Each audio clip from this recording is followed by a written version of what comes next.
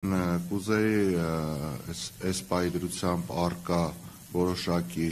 փաստեր ներկայացնեմ, ընդհանուր առմամբ, որ եթերը չծանրաբեռնենք, հետագայում նաև պատրաստ ենք ձեզ գրավոր տեսքով տալ, ավելի մանրամասն գրված։ Ուրեմն ամենատարածված խախտումները առանձնացնեմ, հիմնականում պաստառներն են, որոնք թե Էջմիածին քաղաքում, թե հարակից գյուղական համայնքներում գրեթե համատարած բնույթ են կրում, մասնարապես ուրեմն այնպիսի արգելված վայրերում են փակցվում, որոնք ակնհայտ է, որ չպետք է փակցվել եւ ինչքան էլ որ մենք նկատել ենք, որ կենտրոնական ընտրական հանձնաժողովի միջոցները ձեռնարկում, որ դրանցից մի մասը հանվեն, այնուամենայնիվ դրանք շարունակում են փակցվում են նույնիսկ ոչ միայն չնախատեսված վայրերում, այլ նաև փոխադարձ հարգանքն է բացակայում մրցակից թիմերի միջև, մասնավորապես ունենք դեպքեր, որ մենք արձանագրել ենք, որ իրենց մրցակից թիմի պաստառները վնասում են, ոչնչացնում են կամ վրան փակցում են իրենցը, բայց այս անգամ մենք հայտնաբերել ենք նոր տեսակի խախտում, որ մինչ այդ այլ վայրերում չենք տեսել, մասնավորապես լուսանկարով ցույց կտամ, հետագայում եթե կուզեք կարող եք մոտենալ, ավելի մոտիկից տեսնել, տարբեր տեղերում արձանագրել ենք, որ ճանապարհային տրանսպորտային միջոցների, այդ տարբերանշանների վրա են փակցնում, որ նման երևույթ ամեն դեպքում գոնե մենք չէինք հայտնաբերել, երկու լուսանկար եմ ցույց տալի տարբեր վայրերում, մոտիկից հետագայում կմոտենաք, կտանք, որ ֆիքսեք, Ունենք տեղեր, որ օրինակ գազալցակայանի կամ գազի խողովակի կամ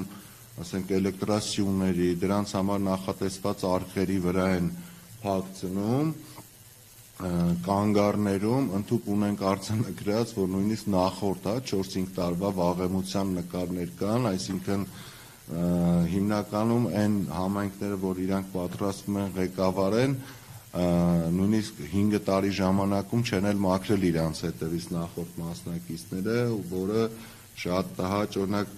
հանրային վայր կանգառ, որտեղ տեսնում եք, որ գրեթե բոլորինն է փակցված, կանգառում, որտեղ որ արգելված է փակցնելը,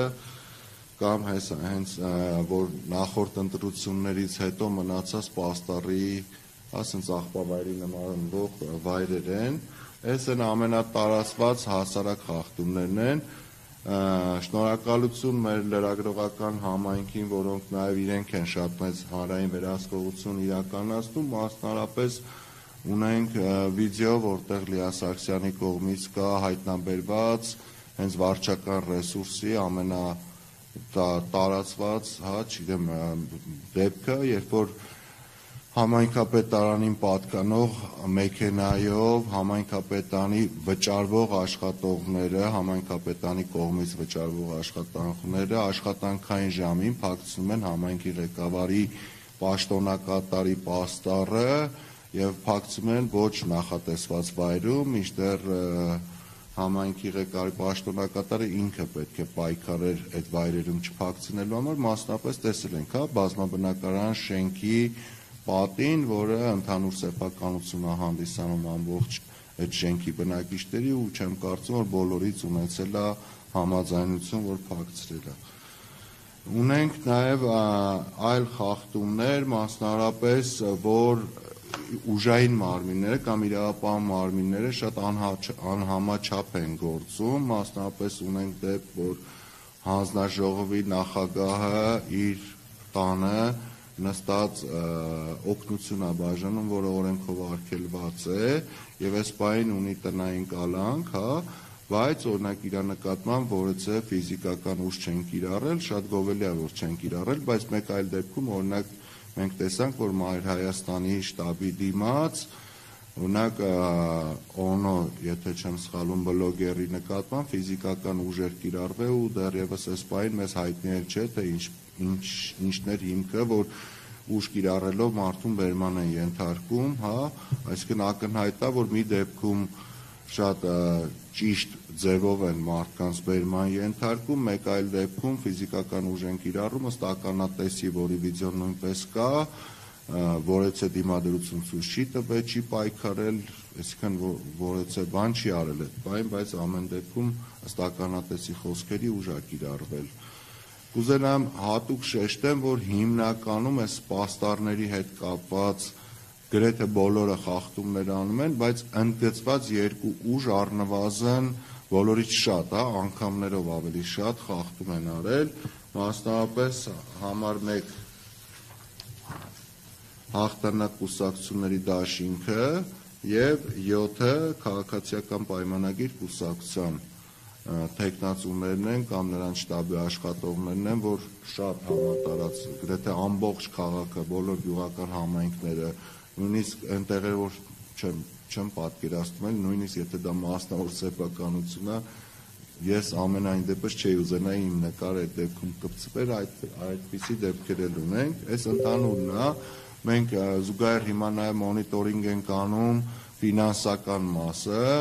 պատրաստ չի այս բանը ներկայացնելու, որտեղ այսօր երեկվա դրությամբ հակակոռուպցիոն կոմիտեն, որ 3 օրը մեկ պետք է հրապարակի, երեկվա դրությամբ իրենց կայքում դեռևս նոյեմբերի 7-ի տվյալներն էր,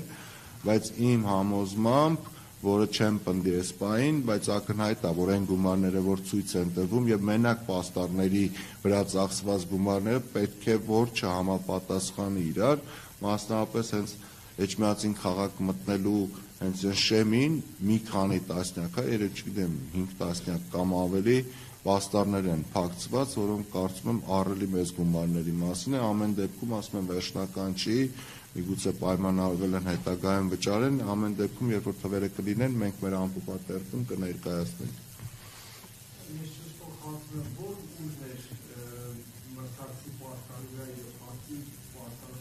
Ես ֆոտոներով ցույց կտամ կնայեք,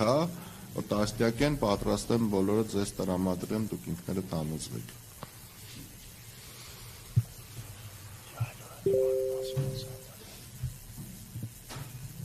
Ուրեմն գյուղական համայնքներում, այս պայդրությամբ Խոյ համայնքում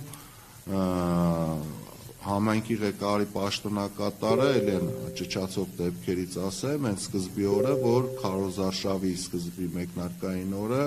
մեծ տոնախմբություն էին կատարել, ակնհայտ